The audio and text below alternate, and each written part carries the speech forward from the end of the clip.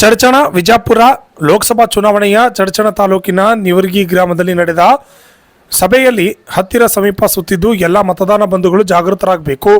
ನೀವು ಹಾಕುವ ಮತದಾನ ಜಿಲ್ಲೆಯ ಅಭಿವೃದ್ಧಿಗೋಸ್ಕರ. ಇವತ್ತಿನ ತನಕ 3 ಬಾರಿ ಲೋಕಸಭಾ ಚುನಾವಣೆ ಆರಿಸಿ ಬಂದರೂ ರಮೇಶ್ ಜಿಗಜಿಣಿಯವರ ಕೆಲಸ ಶೂನ್ಯವಾಗಿದೆ ಎಂದು ಜನರು ನಿಜವಾದ ಅಭಿಪ್ರಾಯವಾಗಿದೆ. ವಿಜಯಪುರ ನಗರವನ್ನು ಸಂಪರ್ಕಿಸುವ ಎಲ್ಲ ರಾಷ್ಟ್ರೀಯ ಹೆದ್ದಾರಿಗಳಿಗೆ ಎಲ್ಲ ಕಡೆ ರೈಲ್ವೆ ಮೇಲ್ಸೇತುವೆ ಹಾಗೂ ರಸ್ತೆ ಮೇಲ್ಸೇತುವೆ ನಿರ್ಮಿಸುವುದು ಮತ್ತು ಹೆದ್ದಾರಿಗಳಿಗೆ ಹೆಚ್ಚಿನ ಅನುದಾನ ಒದಗಿಸಿ ದುರಸ್ತಿಗೊಳಿಸಿ ಸುಧಾರಣೆಗೊಳಿಸುವ ಐತಿಹಾಸಿಕ ವಿಜಯಪುರ ಜಿಲ್ಲೆಯ ಅತಿ ಹೆಚ್ಚು ಸ್ಮಾರಕಗಳ ನಗರವಾಗಿದ್ದು ಪ್ರವಾಸೋದ್ಯಮ ಅಭಿವೃದ್ಧಿಯಾದರೆ ಜಿಲ್ಲೆಗೆ ಆರ್ಥಿಕ ಚೈತನ್ಯ ಒದಗುತ್ತದೆ. ಆದ್ದರಿಂದ ವಿಶ್ವ ಪ್ರವಾಸೋದ್ಯಮ ನಕ್ಷೆಯಲ್ಲಿ ವಿಜಯಪುರ ನಗರವನ್ನು ಸೇರ್ಪಡೆಗೊಳಿಸುವುದು ನಮ್ಮ ಉದ್ದೇಶವಾಗಿದೆ ಎಂದು ಲೋಕಸಭಾ ಅಭ್ಯರ್ಥಿ ರಾಜು ಅಲಗೂರ್ ಅವರು ತಿಳಿಸಿದರು. ಇವೆಲ್ಲ ಆದ್ಮೇಲೆ ಲಕ್ಷಾಂತರ ಈ ದೇಶದ ಯುವ ಜನಾಂಗ ಬ್ರಿಟಿಷರ ಗುಂಡಿಗೆ ಬಲಿಯಾಗಿ ಇವತ್ತು ದೇಶಕ್ಕೆ ಸ್ವತಂತ್ರ ಬಂದಿರತಕ್ಕಂಥದ್ದು, ಕಾಂಗ್ರೆಸ್ ನೇತೃತ್ವದಲ್ಲಿ ದೇಶಕ್ಕೆ ಸ್ವತಂತ್ರ ಬಂದಿರತಕ್ಕಂಥದ್ದು ನಾವ್ಯಾರು ಕೂಡ ಮರಿಬಾರದು. ಅದು ಇತಿಹಾಸ ಬಿಜೆಪಿಯವ್ರಿಗೆ ಗೊತ್ತಿಲ್ಲ.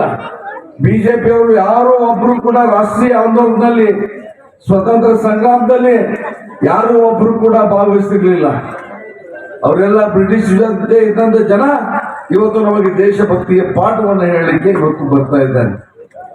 ಬಂಧುಗಳೇ, ಇವತ್ತು ಕಾಂಗ್ರೆಸ್ ಪಕ್ಷ ಅಂತಕ್ಕಂಥದ್ದು ಜನರ ಕಲ್ಯಾಣದಲ್ಲಿ ನಂಬಿಕೆ ಇಟ್ಟಿರ್ತಕ್ಕಂಥದ್ದು, ದೇಶದ ಎಲ್ಲ ವರ್ಗಗಳ ಜನ, ಧರ್ಮದ ಜನ ಎಲ್ರಿಗೂ ಕೂಡ ನ್ಯಾಯ ಸಿಗ್ಬೇಕು, ಅವ್ರಿಗೆಲ್ಲ ಕೂಡ ಒಂದು ಒಳ್ಳೆಯ ಬದುಕು ಸಿಗ್ಬೇಕಂತಕ್ಕಂಥ ಒಂದು ವಿಚಾರದಲ್ಲಿ ಸಂಕಲ್ಪವನ್ನು ಇಟ್ಟಿರ್ತಕ್ಕಂಥದ್ದು. ಹಾಕ್ಬೇಕು, ಕಾಂಗ್ರೆಸ್ಗೆ ಯಾಕೆ ಮತ ಹಾಕ್ಬೇಕು? ಇವತ್ತು ಬಿಜೆಪಿ ಅವರು ಬಂದು ಕೇಳ್ತಾರೆ, 70 ವರ್ಷದ ಕಾಂಗ್ರೆಸ್ನವ್ರು ಏನ್ ಮಾಡಿದಾರ, 55 ವರ್ಷ ಅವರು ಅಧಿಕಾರನಾಗಿದ್ರು ಅಂತ. ಮೊಟ್ಟ ಮೊದಲನೇದಾಗಿ ಈ ದೇಶಕ್ಕೆ ಸ್ವಾತಂತ್ರ್ಯವನ್ನು ದೊರಕಿಸಿಕೊಡ್ಲಿಕ್ಕೆ ಹುಟ್ಟಿದಂತ ಸಂಸ್ಥೆ ಅದು ಕಾಂಗ್ರೆಸ್ ಸಂಸ್ಥೆ, ಕಾಂಗ್ರೆಸ್ ಪಕ್ಷ.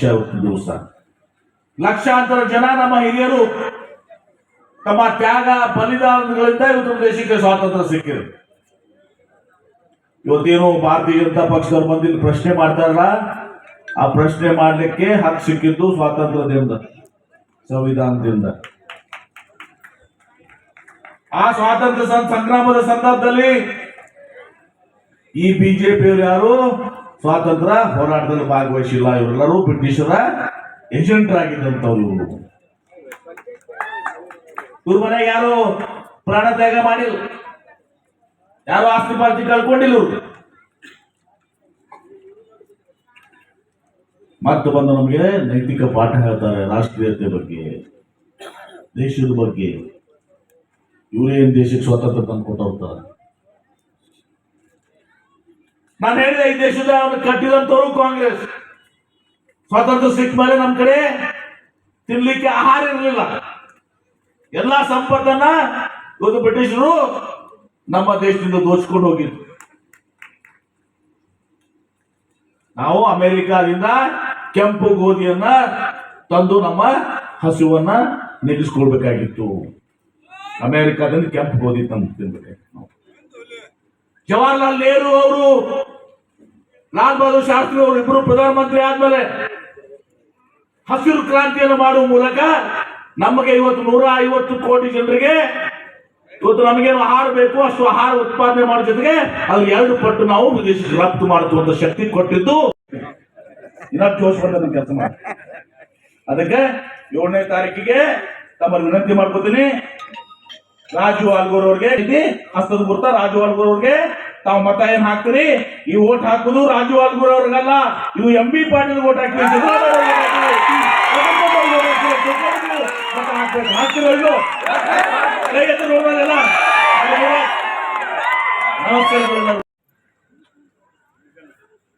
ಸಾಕ್ಷಿ ಊರಾಗ ಹೊರಗ ಸಂಶಯದಾಗ ಒಳಗ ಸಾಕ್ಷಿ ಹೊರಗ 7,600 ಕೋಟಿ ರೂಪಾಯಿ ಹಿಂಗೆ ಹೆದರಿಸಿ ಬದರಿಸಿ ವಸೂಲು ಮಾಡಿದಾರ, ಲಂಚ ಪಡೆದಿದಾರ. ಎನ್ಕ್ವೈರಿ ಆಗ್ಬೇಕು. ಎನ್ಕ್ವೈರಿ ಆದ್ರ ಇವರೆಲ್ಲರೂ ಕೂಡ ಆ ಕೇಜ್ರಿವಾಲ್ ಕೂಡ ಇವರೆಲ್ಲರೂ ಜೈಲಿಗೆ ಹೋಗ್ತಾರೆ, ಒಟ್ಟರು ಜೈಲಿಗೆ ಹೋಗ್ತಾರೆ. ಮೋದಿ ಶಾ ಎಲ್ಲರೂ ಸಾರೇ ಸಂಕಟ.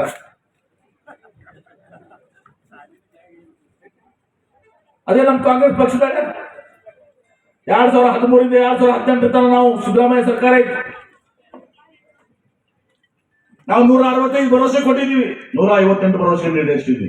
ಅನ್ನಭಾಗ್ಯ ಕೊಟ್ವಿಲ್ಲ, 5 ಕೆಜಿ 7 ಕೆಜಿ ಮಾಡಿದ್ವಿ. ಆಮೇಲೆ ಬಿಜೆಪಿ ಬಂದು 4 ಕೆಜಿ ಮಾಡಿದ್ರು, 5 ಕೆಜಿ ಮಾಡಿದ್ರು ಬೊಮ್ಮಾಯಿ ಯಡಿಯೂರಪ್ಪರು. ಕ್ಷೀರಭಾಗ್ಯ ಹಾಲಿಗೆ 5 ರೂಪಾಯಿ ಬೆಂಬಲ ಕೊಟ್ಟಿವಿ ಹಾಲು ಕೆರೆಯವ್ರಿಗೆ. ಆ ಹಾಲು ತಗೊಂಡು ನಿಮ್ಮ ಮಕ್ಕಳಿಗೆ ಶಾಲೆಗೆ ಕೊಟ್ಟಿವಿ, ತುಂಬ ಪೌಷ್ಟಿಕಾಂಶ ಜಾಸ್ತಿ ಆಗ್ಲಿಕ್ಕೆ ಮಾರಾಟ ಮಾಡ್ತಿಲ್ಲ. ಕೃಷಿ ಭಾಗ್ಯ, ಕೃಷಿ ಹೊಂಡಗಳನ್ನ 2 ಲಕ್ಷ ಕೃಷಿ ಹೊಂಡಗಳು, ಡ್ರಿಪ್, ಸ್ಪ್ರಿಂಕ್ಲರ್ ಎಲ್ಲ ಇತ್ತು. ಕಳೆದ 4 ವರ್ಷನಾಗ ಮಲ್ಲು ಲೋಣಿ ಕಟ್ಟಕೊಂಡ್ರ ನೋಡಿದೇನ?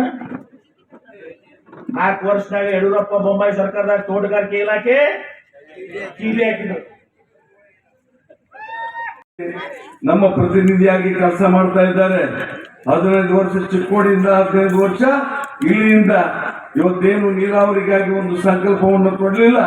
ಈ ಭಾಗಕ್ಕೆ ನೀರಾವರಿ ಏನಾದರೂ ಆಗಿದ್ರೆ ಅದು ಸನ್ಮಾನ್ಯ ಎಂ ಬಿ ಪಾಟೀಲ್ ಸಾಹೇಬರ ಕರ್ತೃತ್ವ ಶಕ್ತಿಯಿಂದ. ಕುಡಿಲಿಕ್ಕೆ ನೀರು ಕೆರೆಗಳು ತುಂಬತಕ್ಕಂಥದ್ದಕ್ಕೆ ಇವತ್ತು ಏನಾದರೂ ಅಂತರ್ಜಲ ಹೆಚ್ಚಾಗಬೇಕಾದ್ರೆ ಅದಕ್ಕೆ ಕಾರಣೀಭೂತರಾಗಿರ್ತಕ್ಕಂಥವ್ರು ಸನ್ಮಾನ್ಯ ಎಂ ಬಿ ಪಾಟೀಲ್ ಸಾಹೇಬ್. ಆದ್ರೆ ಇವತ್ತು ಆಲಮಟ್ಟಿ ಎತ್ತರಿಸೋದ ಮುಖಾಂತರ ಏನು 525.6 ಯಾವ್ದಾದ್ರು ಎತ್ತರವನ್ನು ಏರಿಸೋದ ಮುಖಾಂತರ ಇವತ್ತು ಕುಡಿಲಿಕ್ಕೆ ನೀರನ್ನು ಕೊಟ್ಟಿದ್ದಾರೆ. ಮತ್ತು ಜಿಲ್ಲೆಯಲ್ಲಿ ಜನರಿಗೆ ಎಲ್ಲಾ ಜಮೀನುಗಳಿಗೆ ನೀರಾವರಿ ಆಗ್ತಕ್ಕಂಥ ಕೆಲಸ ಆಗ್ತಾ ಇದೆ.